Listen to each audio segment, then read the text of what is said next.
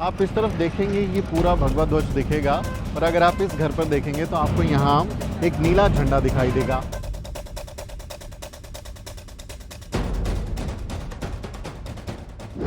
जय भीम साथियों, मैं इस वक्त जहाँ खड़ा हूँ ये राजस्थान के अलवर ज़िले का नौगांव तहसील है और यहाँ मेरे पीछे देखेंगे तो आपको बड़ी संख्या में भगवा ध्वज दिखाई देंगे जो हिंदुत्व के प्रतीक हैं। और जिस तरह से भगवाकरण हो रहा है, हिंदुत्व का प्रचार हो रहा है, वो आप इन झंडों के ज़रिए, इन ध्वजा के ज़रिए समझ सकते हैं। लेकिन एक दिलचस्प है बात जिसको दिखाने के लिए मैं यहाँ पर रुका हूँ। मैं ये आपको झंडे दिखाने के लिए नहीं रुका। एक बहुत ही शानदार यहाँ पर एक दृश्य है। आप इस तरफ देखेंगे ये पूरा भगवा ध्वज दिखेगा और अगर आप इस घर पर देखेंगे तो आपको यहाँ एक नीला झंडा दिखाई देगा। बाबा साहेब डॉक्टर अम्बेडकर के प्रतीक जय भीम और वो जो नीली क्रांति है, वो नीला झंडा जिसे हम इक्वलिटी फ्लैग कहते हैं, वो यहाँ पर आपको खड़ा हुआ दिखाई देगा। इस पूरे सड़क पर मैं जब से आया हूँ करीब 3 से 4 किलोमीटर तक सिर्फ मुझे भगवा ध्वज दिखाई दे रहे हैं।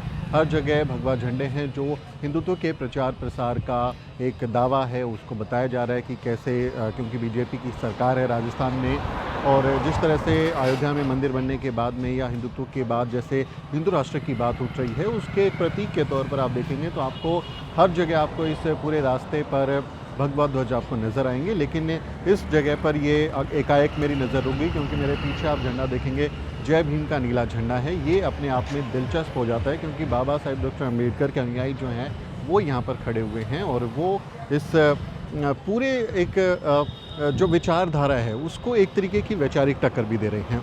हम अक्सर कहते हैं कि जो मनुवाद है अगर उसको कोई टक्कर दे सकता है तो वो सिर्फ़ और सिर्फ अम्बेडकरवाद है। ब्राह्मणवाद को अगर कोई टक्कर दे सकता है तो वो सिर्फ़ और सिर्फ अम्बेडकरवाद ही है, क्योंकि बाबा साहेब डॉक्टर अम्बेडकर के अनुयायी भारत के संविधान के प्रति सम्मान रखते हैं, श्रद्धा रखते हैं और संविधान को सीने से लगाए रखते हैं। और अक्सर वो कहते हैं कि हमें हिंदू राष्ट्र नहीं चाहिए क्योंकि बाबा साहेब डॉक्टर अम्बेडकर ने हमें समानता का अधिकार दिया भारत के संविधान में। और उसी वैचारिकता को इस झंडे के ज़रिए आप समझ सकते हैं कि चारों तरफ वो भगवा ध्वज है लेकिन बीच में एक झंडा, नीला झंडा अपने आप को बुलंद किए हुए है और बाबा साहेब डॉक्टर अम्बेडकर के विचार को आगे बढ़ा रहा है। क्योंकि बाबा साहेब डॉक्टर अम्बेडकर ने कहा था कि अगर हिंदू राज हकीकत बनता है तो वो ये इस देश के लिए सबसे बड़ी त्रासदी होगी। हिंदू कुछ भी कहें, वो हिंदू धर्म लोकतंत्र, समानता और बंधुता के साथ मेल नहीं खाता। हिंदू राज को किसी भी कीमत पर रोका जाना चाहिए। ये बाबा साहेब डॉक्टर अम्बेडकर के बयान हैं। उन्होंने अपनी किताब थॉट्स ऑन पाकिस्तान में ये बातें लिखी हैं। तो वो कहते हैं कि हमें हिंदू राज की मुखालफत करनी है, उसको नकारना है। तो एक वैचारिक टकराव की स्थिति मेरे को यहाँ पर दिखाई दी कि पूरी तरफ जब भगवाकरण है, हर जगह भगवा नज़र आ रहा है, तो उसको टक्कर देने के लिए इकलौता अम्बेडकरवाद का झंडा यहाँ पर खड़ा हुआ है। तो ये एक सांकेतिक ही सही लेकिन एक बड़ी भूमिका है। अब सोचिए जिस व्यक्ति का ये मकान है, हमने कोशिश की वहाँ पर जाने की लेकिन शायद घर में कोई है नहीं, वो व्यक्ति इस जगह पर रहता है, यहाँ आसपास के उसके सारे काम इसी जगह से चलते हैं। उसको यहाँ के लोकल नेताओं से, बीजेपी के नेताओं से काम पड़ता होगा, यहाँ आसपास पड़ोस के लोगों से उसकी काम चलता होगा, यहाँ की दुकानदारी से उसका काम चलता होगा। लेकिन इन सब के साथ में वो अपनी विचारधारा को, अम्बेडकरवाद को भी अपनाए हुए है और एक तरीके का प्रतिरोध है। वो विचार के साथ यहाँ पर इस झंडे के साथ अपने आप को एक अलग एग्जिस्टेंस के साथ में स्थापित कर रहा है, जो दिखाता है कि ये कितना चैलेंजिंग है। जो ग्राउंड ज़ीरो की हम बात करते हैं, हम लोग सब अपना दिल्ली नोएडा में रहते हैं, अपने स्टूडियोज़ में रहते हैं, लेकिन ग्राउंड पर स्थिति क्या होती है, वो टकराव की स्थिति हो जाती है। बहुत बार अलग अलग जो लोग हैं वो आपके खिलाफ़ हिंसा कर देते हैं, आपको परेशान कर देते हैं। कई जगह पर हुक्का पानी, बॉयकॉट की जगह हमने देखी है और राजस्थान में अक्सर जातिवाद के मामले लगातार सामने आते हैं।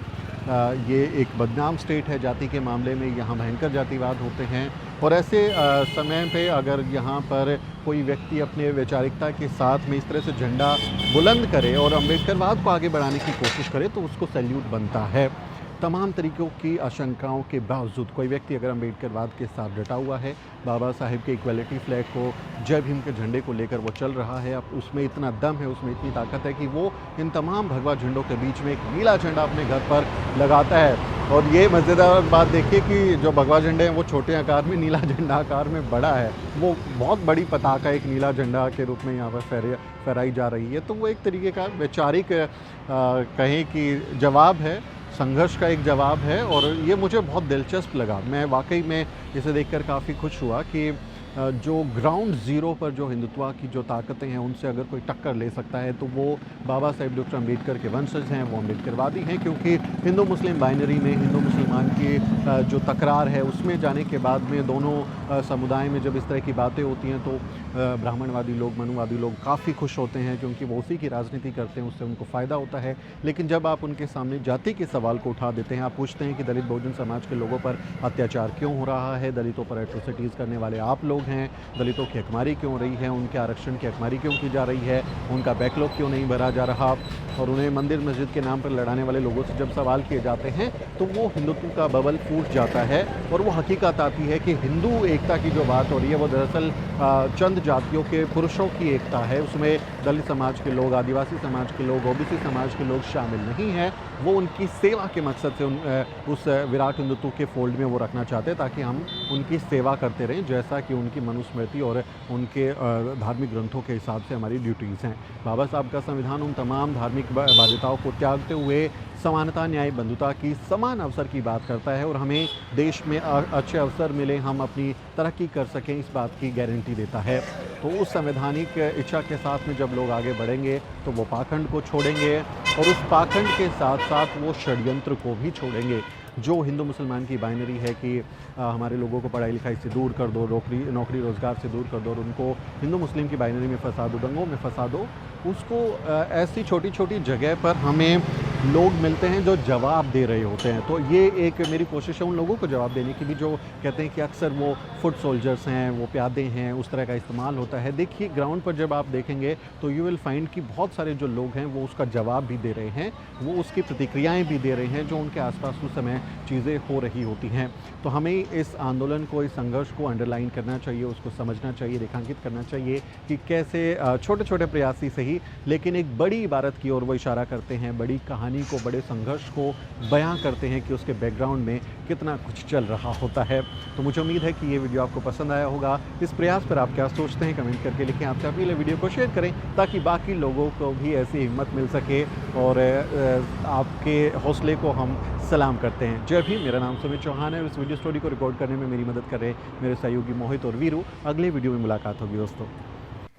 साथियों, अगर आपको द न्यूज़ वीक का काम पसंद है और आप चाहते हैं कि हम यूं ही अम्बेडकरवादी पत्रकारिता करते रहें तो हमारी आर्थिक मदद जरूर करें। आप अपनी स्क्रीन पर दिखाई दे रहे इस QR कोड को स्कैन करें और न्यूज़ वीक फाउंडेशन के खाते में अपनी दान की राशि भेजें। QR कोड के अलावा आप UPI के जरिए भी मदद कर सकते हैं। आप हमारी UPI ID newsweek@yes bank पर भी मदद भेज सकते हैं। इसके अलावा आप हमारे अकाउंट में भी मदद भेज सकते हैं। खाते का नाम है news week foundation, account number है 02358800000640। IFSC कोड है YesB000235। बैंक का नाम यस बैंक है और ब्रांच है नेहरू पैलेस दिल्ली। आप डोनेशन के एवज में इनकम टैक्स में भी छूट पा सकते हैं। डोनेशन की रसीद पाने के लिए ट्रांजैक्शन का स्क्रीनशॉट हमें भेजें। टाइप करें डोनेशन स्पेस आपका नाम और हमें 8595794224 पर व्हाट्सएप करें।